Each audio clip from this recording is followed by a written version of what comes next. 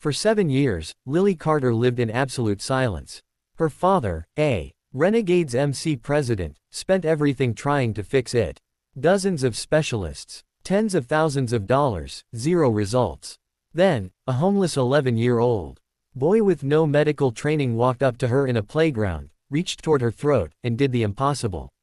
In 45 seconds, she spoke her first word. But what that biker did for that homeless boy 60 seconds later, that's the part you never saw coming.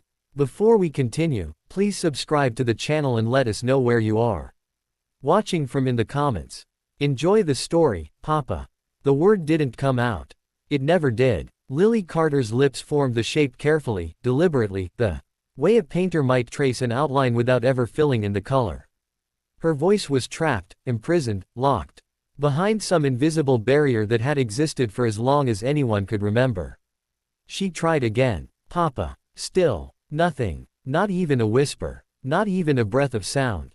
Jake Carter heard the silence, but Lily couldn't break through it. She couldn't make a sound. Not the warm greeting she desperately wanted to give her father as he walked through the door. Not the laughter that bubbled up inside her when something was funny. Not even a cry when she was hurt or scared. For 7 years, Lily had lived in absolute silence. A silence so complete, so total that every emotion she felt had to be expressed through gestures. Through writing, through the desperate hope that people would understand what her voice could never say. She remembered how other children sounded because she'd heard them a million times.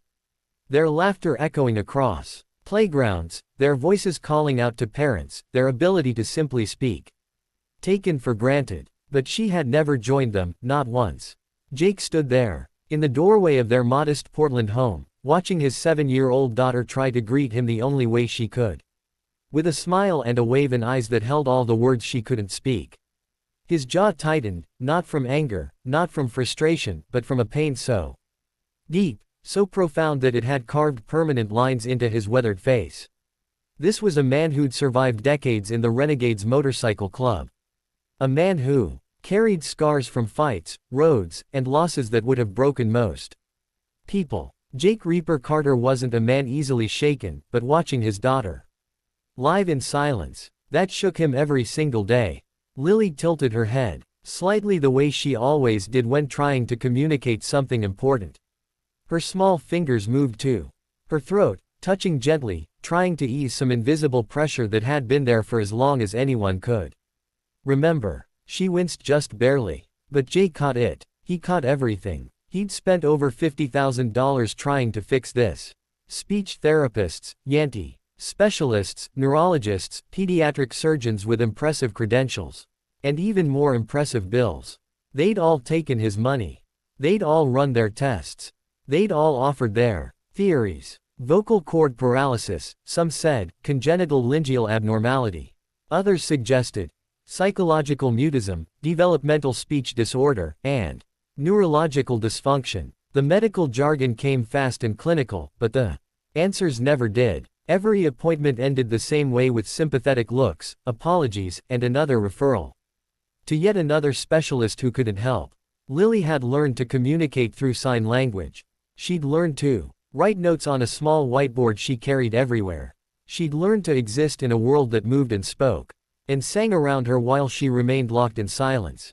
And she did it with more grace than most adults could manage. But Jake saw the frustration on her face when other children asked her questions and had to wait while she wrote responses. He saw the way she'd place her tiny hand on his chest when he spoke, trying to feel the vibrations of sound she couldn't produce herself. He saw her sadness when she tried to sing along to songs she loved. Her mouth moving silently, her body swaying too. Music only others could hear her voice join. It wasn't fair. And Jake Carter, a man who'd made peace with most of life's injustices, couldn't make peace with this one. So, he did what he rarely allowed himself to do. He took a day off. He pushed aside the club business, the rides, the brotherhood obligations that usually consumed his time. He dressed Lily in her favorite yellow sundress, the one that made her feel like sunshine, packed a small bag with her whiteboard and markers, juice boxes, and snacks, and decided to take her to the neighborhood playground. Maybe the fresh air would help. Maybe the swings would bring her joy. Maybe for just one afternoon, he could give her a moment of happiness that didn't require a voice. It was a small hope, a modest goal. But what Jake didn't know, what he couldn't possibly have known as he buckled Lily into his truck and headed toward that playground, was that the answer to 7 years of silence was already there waiting, sitting on a weathered picnic table just 30 feet from where they'd soon stand. And it wasn't a doctor. It wasn't a specialist with decades of training or access to expensive medical equipment. It was an 11-year-old homeless boy who'd learned to survive by noticing what everyone else missed. If you've ever watched someone you love struggle with something you can't fix, hit that subscribe button, because what happens next proves that sometimes help comes from the most unexpected places. And if you believe in miracles, stick with me. The first doctor's appointment happened when Lily was 14 months old. Jake had noticed it early. The way she never cried, never babbled, never made the cooing sounds that babies naturally produce. She was silent in her crib, silent when she was hungry, silent even when she fell and scraped her knees. The pediatrician was reassuring. Give it time, he'd said. Some babies are late talkers, so Jake gave it time. 6 months later, when Lily still hadn't produced a single sound, he took her to a specialist, then another, then another. The waiting rooms all looked the same, sterile, cold, filled with outdated magazines, and the quiet desperation of parents seeking answers. Jake sat in those chairs dozens of times. Lily on his lap, her small body nestled against his leather jacket, completely unaware of the conversations happening around her. In examination rooms with bright lights and cold instruments, doctors would peer down her throat, run scopes through her nasal passages, order scans and X-rays, and tests that required her to stay perfectly still while machines hummed and clicked around her tiny body. The tests were exhaustive: laryngoscopy, video stroboscopy, CT scans of the throat and neck, MRI imaging of the brain and larynx, neurological evaluations, and psychological assessments. Each one is more expensive than the last, each one promising clarity that never came. Mr. Carter, the vocal cords appear to be structurally intact. Mr. Carter, there's no obstruction we can identify in the airway. Mr. Carter, this is quite unusual. We're not seeing the typical markers of congenital mutism. The medical terminology became a language Jake learned to hate. Words like idiopathic, unexplained etiology, and we'll need to run more tests became the soundtrack to his frustration. They weren't answers. They were expensive ways of saying we don't know. Jake paid every bill without hesitation. Money wasn't the issue. He'd spend every dollar he had if it meant giving Lily her voice. But the problem was that no amount of money seemed to matter. One specialist suggested intensive speech therapy. They worked with Lily for 8 months, 3 times a week, trying to coax sound from her throat through breathing exercises, vocal warm-ups, and techniques designed to stimulate vocalization. She tried so hard. Her little face scrunched with effort, tears streaming down her cheeks from the frustration of trying and failing. The therapist finally admitted defeat. I'm sorry, Mr. Carter. She's doing everything right physically, but something is preventing the sound from coming through. I don't know what else to try. Another recommended experimental surgery. Jake researched it obsessively, stayed up nights reading medical journals and surgical outcome studies, and prepared himself for the procedure. But when they did the pre-surgical evaluation, the surgeon shook his head. Her anatomy looks normal. I'm not confident surgery would change anything. We could cause more harm than good. More money, more tests, more appointments. That ended with sympathetic looks, and no solutions. What made it worse? What made Jake's jaw clench and his hands ball into fists during those appointments was that Lily clearly felt something. She'd touch her throat constantly, always in the same spot, just above her collarbone, and press gently with those tiny fingers. Sometimes she'd WSE, sometimes she'd rub at it absently like there was pressure building inside that she couldn't explain. Jake mentioned it every single time. Doctor, she keeps touching her throat. Could there be something there? Some kind of blockage? They'd look. They'd shine their lights and examine her throat with instruments that cost more than most people's cars. Using advanced imaging that could see every layer of tissue. Everything appears clear, Mr. Carter. The throat looks normal. There's no blockage we can detect, but the discomfort remained. And Lily kept touching, kept pressing, kept trying to ease something that every trained medical professional assured Jake didn't exist. By the time Lily turned 7, Jake had seen 22 different specialists. He'd spent over $55,000 on appointments, tests, scans, therapies, and consultations. He'd traveled to Seattle, San Francisco, and even Houston, chasing recommendations and second opinions from doctors who claimed to be the best in their field. Every single one of them looked at her. Every single one of them missed what mattered. What they didn't know, what none of them could have known, was that every specialist failed to see what an 11-year-old boy would spot in seconds. But we're getting ahead of ourselves. Because while Jake was exhausting every medical option in Portland, spending his days in sterile waiting rooms and his nights researching miracle cures, another story was unfolding just 4 miles away. Meanwhile, for miles across Portland, another child was fighting a completely different battle, one of survival. Marcus didn't remember his father's face anymore. Not clearly. Anyway, just fragments. The roughness of his hands when he'd lift Marcus onto his shoulders. The sound of his deep laugh that rumbled like thunder. The way he'd ruffle Marcus's hair and call him little man before leaving for work each morning. What he did remember with painful clarity was the day the accident happened. He was 8 years old.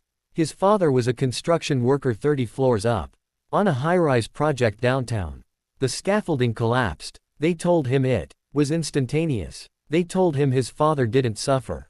They told him a lot of things that were supposed to make an 8-year-old feel better about losing the only parent who'd ever been there for him. None of it helped. His mother had left when he was 3. Marcus barely remembered her, just a vague sense of absence, of a presence that should have been there but never was. After his father died, there was no one. No grandparents, no aunts or uncles willing to take him in, no safety net to catch him when he fell. Child Services placed him in foster care. The first home lasted 3 months before they sent him back, claiming he was too withdrawn. Too difficult. The second home lasted 5 weeks. The third home he ran from after 2 weeks when he realized the foster father had a temper and heavy hands. Marcus was 9 years old and he decided he'd rather survive on his own than risk another home that might hurt him. Most kids would have panicked, would have gone back to the authorities, to anyone who might help. But Marcus had learned early that the system didn't always protect you the way people claimed it did. He'd seen other kids in foster care, bouncing from home to home, their eyes growing harder with each move. Their trust eroding with each broken promise. So Marcus made a different choice. He chose to survive on his own terms. He didn't beg. Something in him, pride maybe, or his father's voice still echoing in his memory, refused to hold out his hand and ask for pity. He didn't steal either. His father had taught him better than that. Instead, Marcus learned to work. He'd show up at food trucks during the morning rush, offering to help set up or clean tables in exchange for breakfast.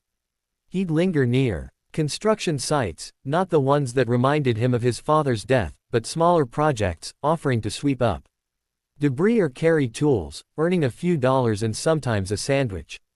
He'd find farmers markets on weekends and volunteer to help vendors break down their stalls at the end of the day.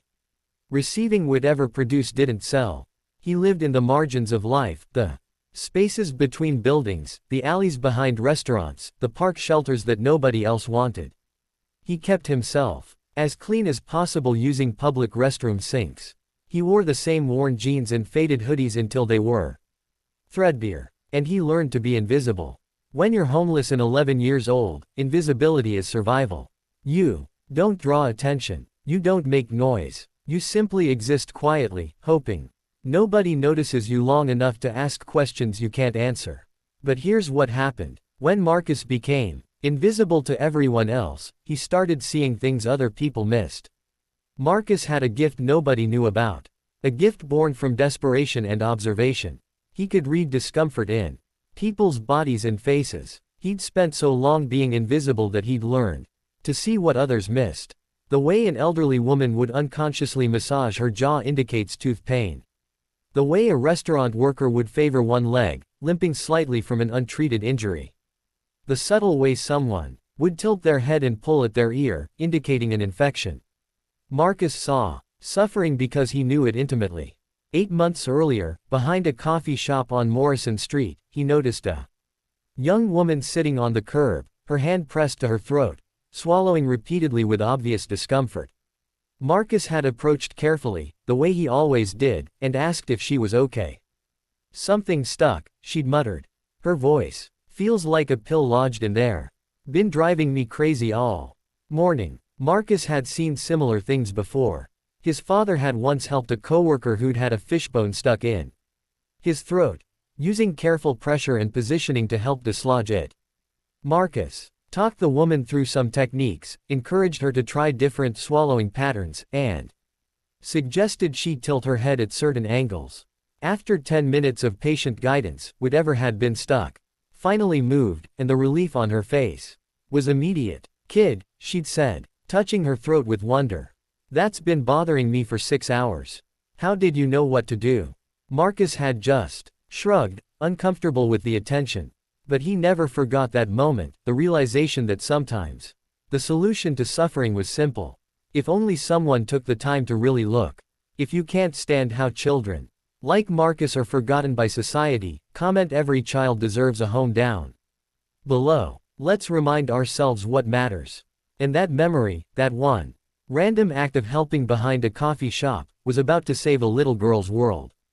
The playground on Southeast Hawthorne wasn't much. A few swings with squeaky chains, monkey bars that had seen better decades, a small slide, and patchy grass that turned muddy every time it rained. But it was quiet. And on that particular Thursday afternoon in late October, it was exactly what Jake needed. He pulled his truck into the gravel lot, killed the engine, and looked over at Lily in the passenger seat. She was already unbuckling herself. Her face turned toward the sound of children playing. Excitement, evident despite not being able to join in their vocal games and songs. Jake managed a small smile. This was all he wanted. Just one good day, one afternoon, where his daughter could feel joy without the weight of her silence pressing down on both of them. Lily moved toward the swings carefully, her small whiteboard tucked under one arm. Her markers in her pocket. She'd learned to carry them everywhere, her only reliable method of communication with strangers. Her yellow dress caught the autumn sunlight, her small feet moving across the familiar playground surface.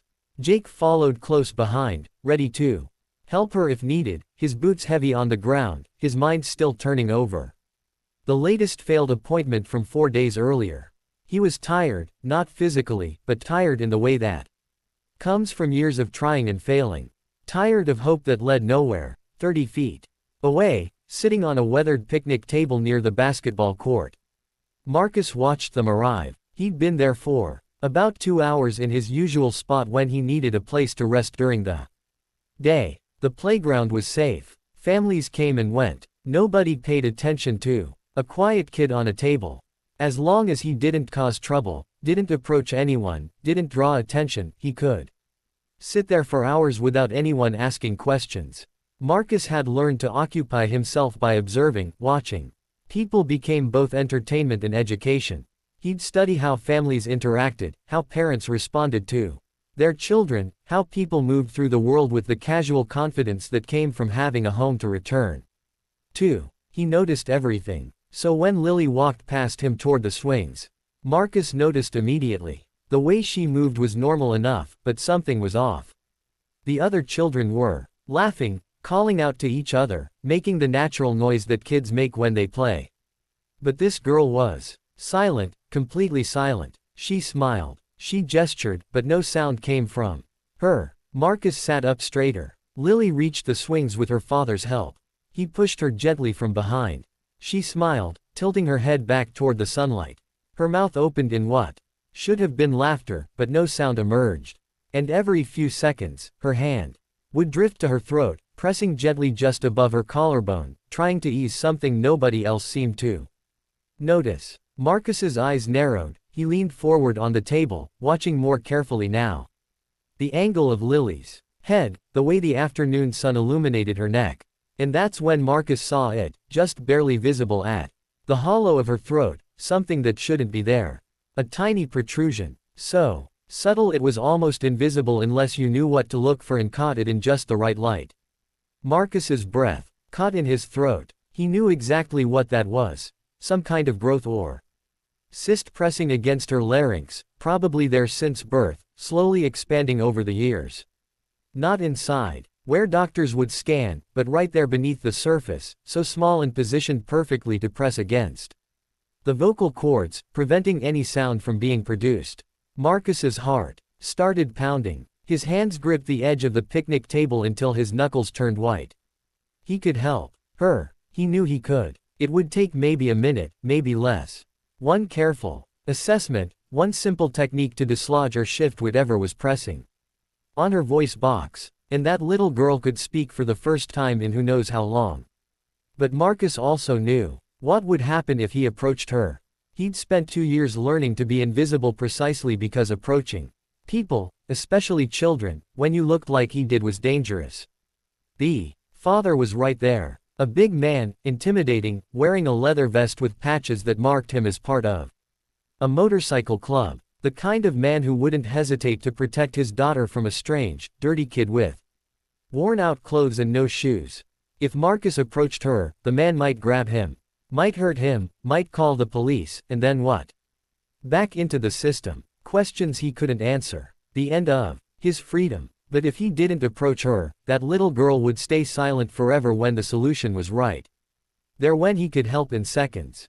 Marcus's heart started racing. He knew exactly what was wrong, but he also knew what would happen if he approached a biker's daughter uninvited. He had seconds to decide: stay safe and invisible, or risk everything to help. Marcus's decision came in the space between heartbeats. One moment he was frozen on that table, paralyzed by fear and self-preservation. Next, his body was moving before his mind could talk him out of it.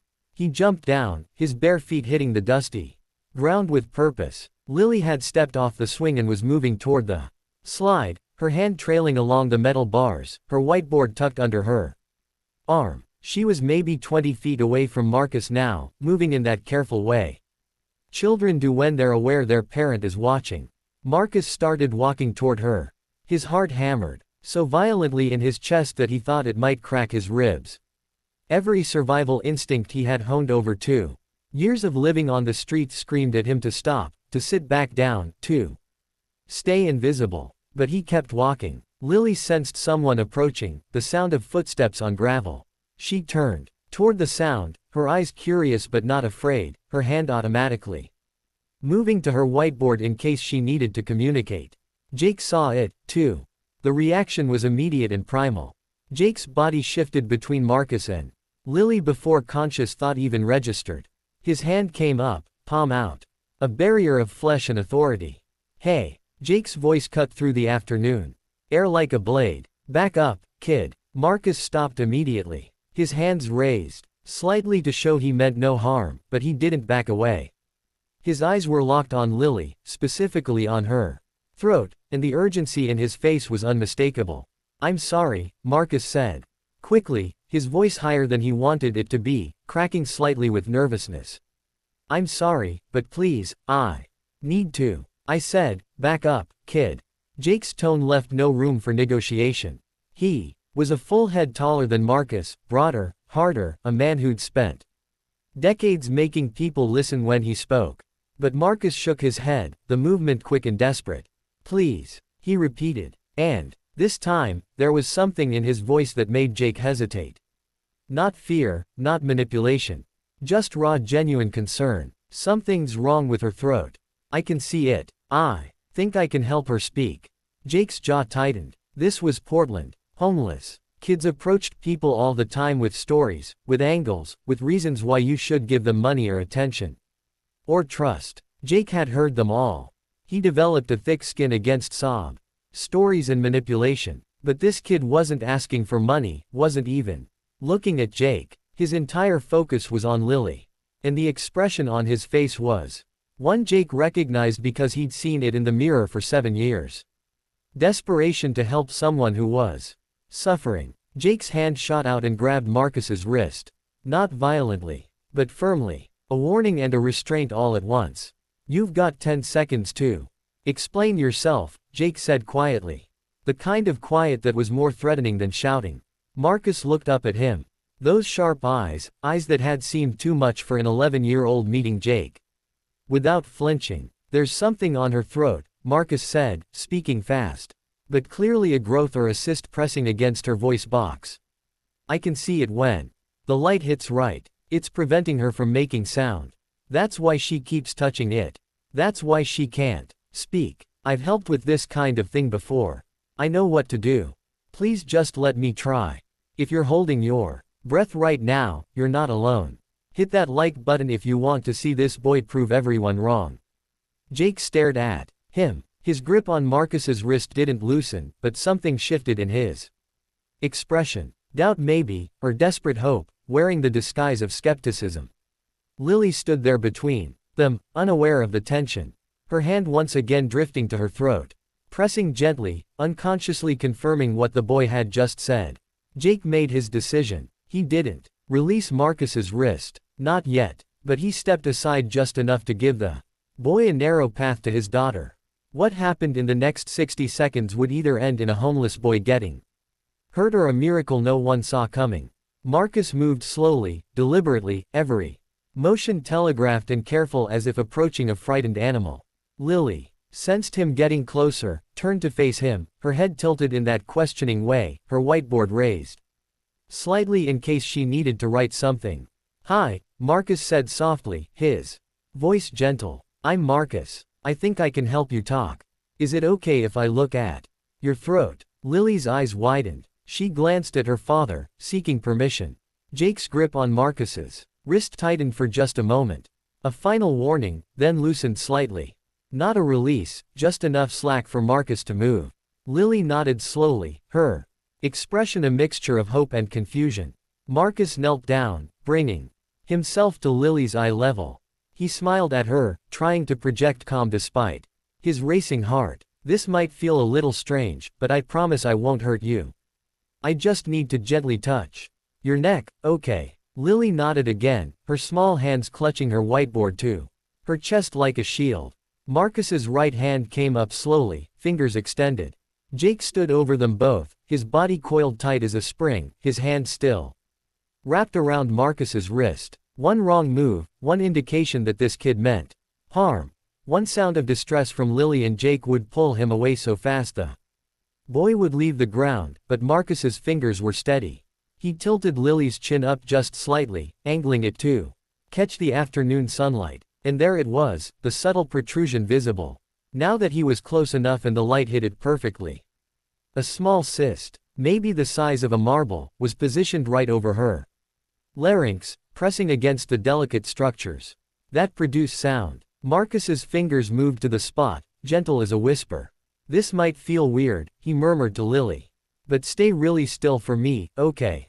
His touch was feather light as he began to palpate the area, feeling for the edges of the cyst, understanding its position and size. Lily's eyes widened at the sensation, foreign and strange. But not painful. Jake's breathing stopped entirely. His grip tightened again on Marcus's wrist, knuckles white, ready to yank the boy back at the first sign of distress from his daughter. Marcus applied gentle pressure, his fingers working with surprising precision for an 11-year-old.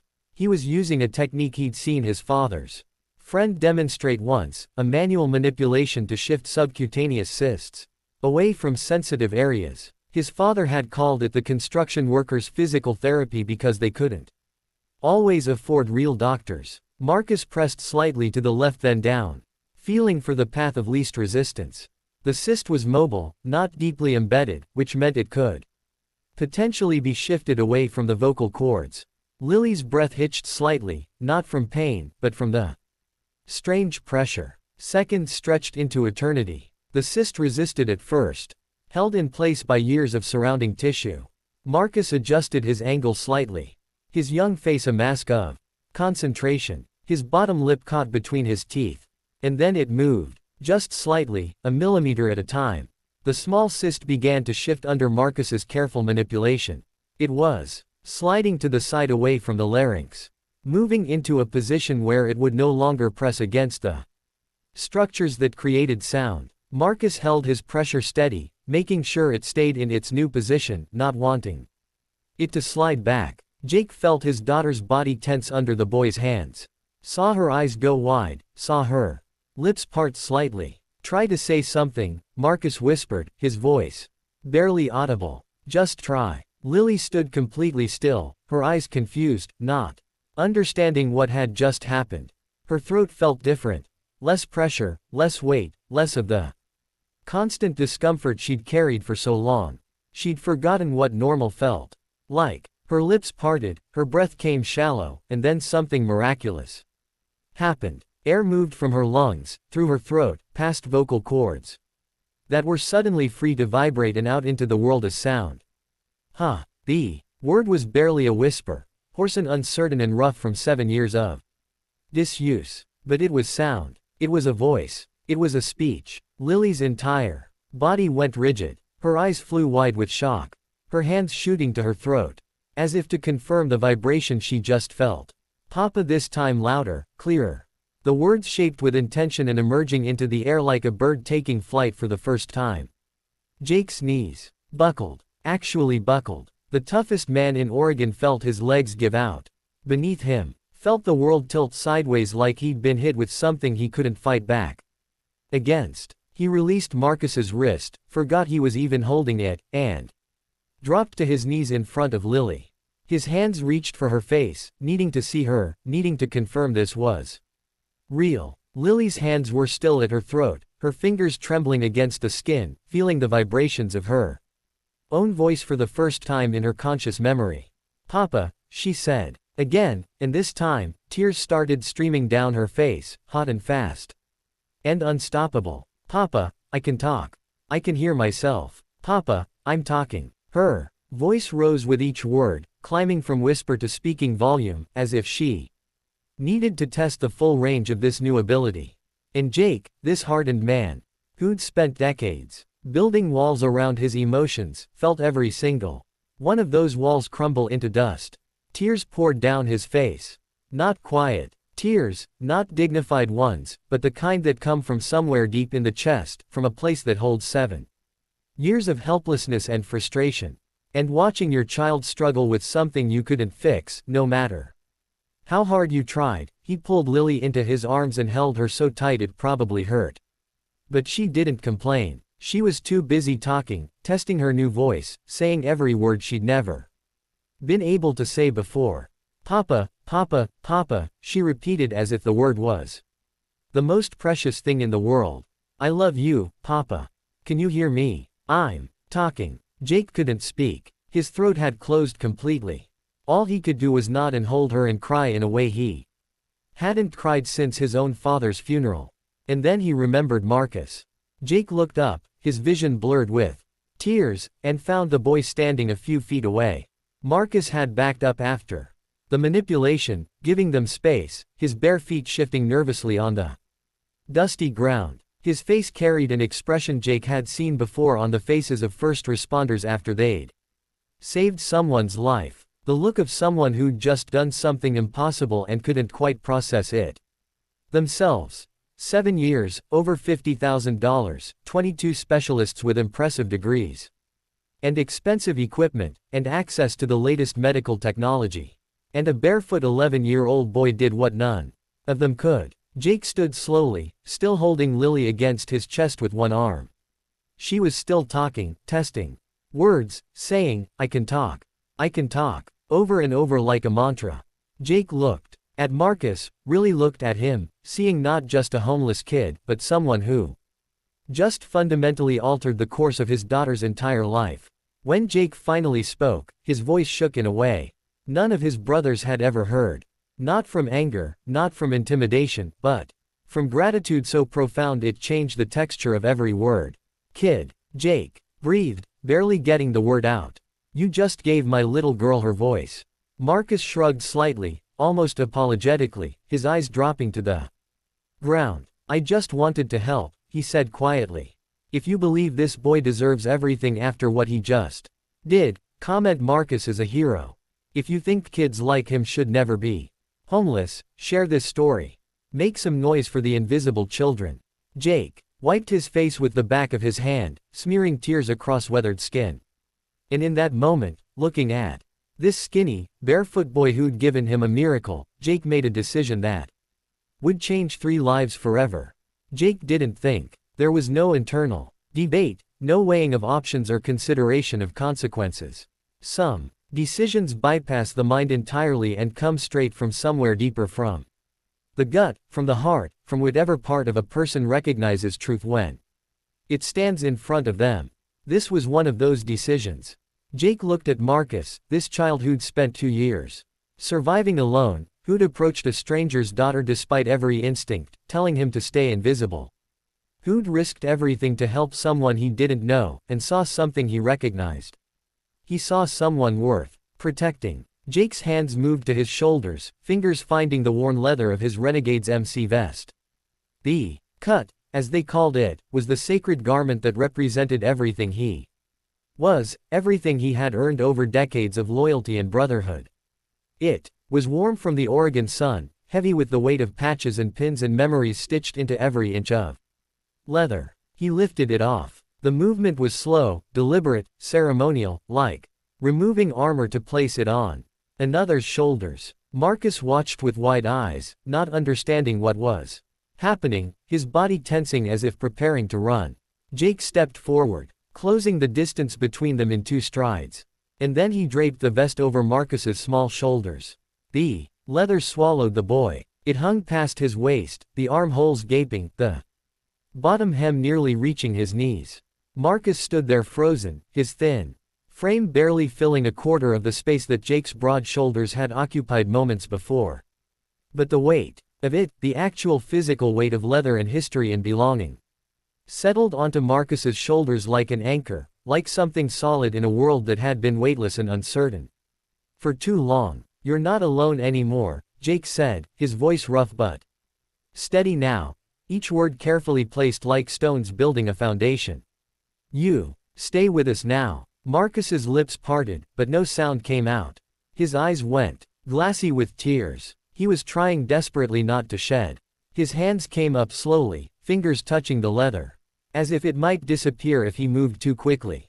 I can't." Marcus's voice cracked completely. "I'm nobody. I'm just my daughter's miracle."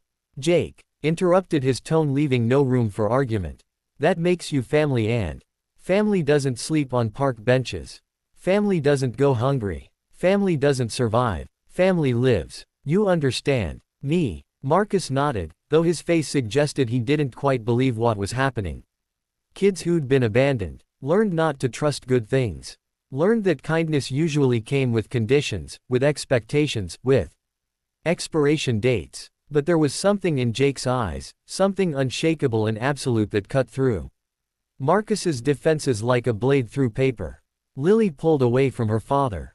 Just enough to look at Marcus, her voice, her new precious voice, testing out more words. "Are you staying?" she asked, the words coming out clear and bright, each syllable a small miracle. Marcus looked down at her, then back at Jake, then down at the vest, drowning his small frame.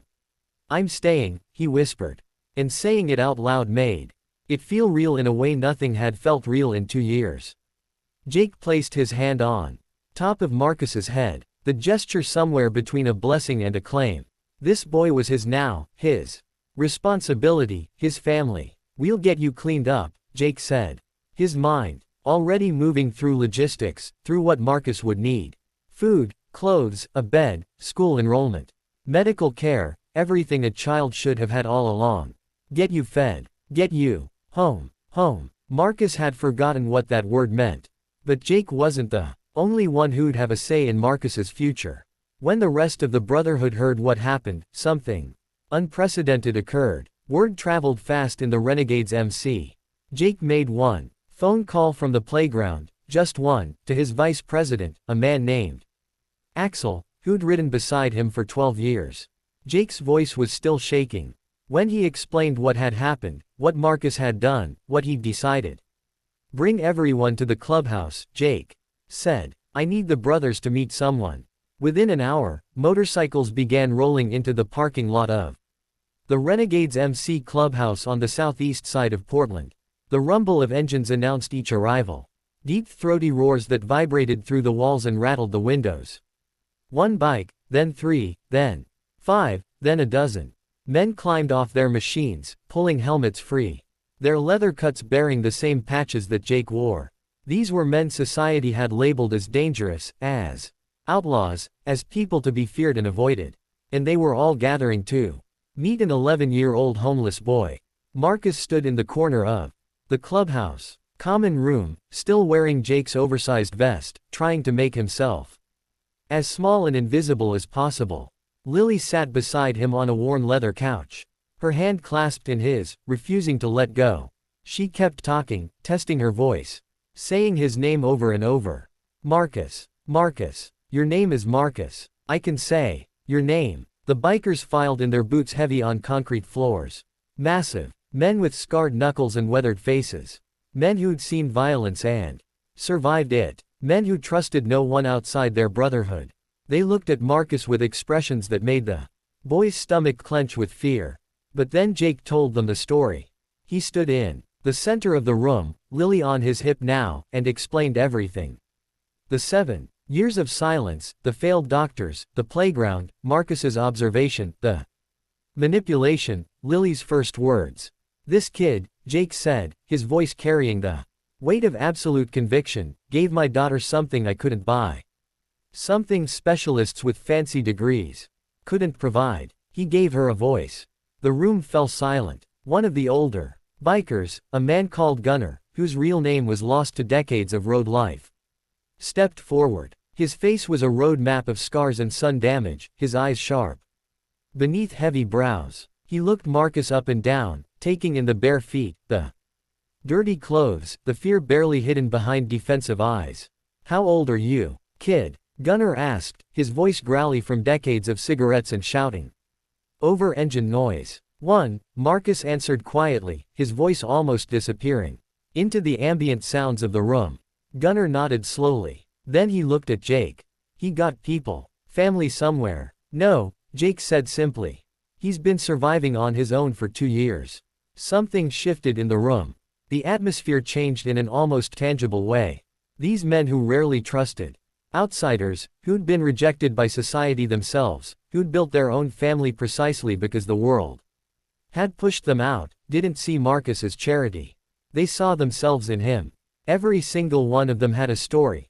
An absent parent, an abusive home, a system that failed them, a world that decided they were worthless before they were old enough to prove otherwise. They'd all been Marcus at some point, alone, struggling, surviving on instinct and desperation. Axel, the vice president, spoke next. He was younger than Jake, but carried the same authority and presence that came from earning respect rather than demanding it. Press is making him family, Axel said, not as a question, but as a statement of fact. Anyone got a problem with that? Silence. Then Gunnar stepped forward again, this time approaching Marcus directly. The boy tensed, every muscle in his body, preparing to run, even though he had nowhere to go. Gunnar extended his hand. Welcome home, kid, he said simply. Marcus stared at the offered hand for a long moment, as if trying to determine whether this was real or some elaborate setup for disappointment. Then slowly, he reached out and shook it. His small hand disappeared completely inside Gunnar's callous grip. One by one, the other bikers stepped forward. Each one shook Marcus's hand. Each one welcomed him, not with pity or condescension, but with the same respect they'd show any prospect joining their ranks. We'll set him up in the back room, someone said. Kid needs clothes, another added. I've got a nephew about his size. I'll bring some things tomorrow. School. A third voice chimed in. He'll need to get enrolled. My wife works at the district office. She can help with that. The logistics came fast, each brother offering something practical, something concrete. This was an empty charity. This wasn't a feel-good gesture that would fade when the emotion wore off. This was a brotherhood absorbing a new member, making space in their lives for someone who needed them. Jake watched it happen with something close to awe. He'd expected support. His brothers always had his back. But this was different. This was unanimous, instant, and absolute. Marcus wasn't being tolerated. He was being claimed. By the end of the evening, Marcus had a room at the clubhouse. Not a cot in a corner, but an actual room with a door that locked from the inside and a bed with clean sheets. He had a drawer full of clothes that would arrive the next day.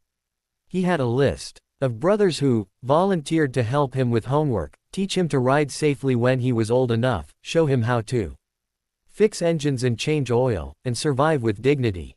He had protection. He had structure. He had family. But the most beautiful part, it wasn't even over yet.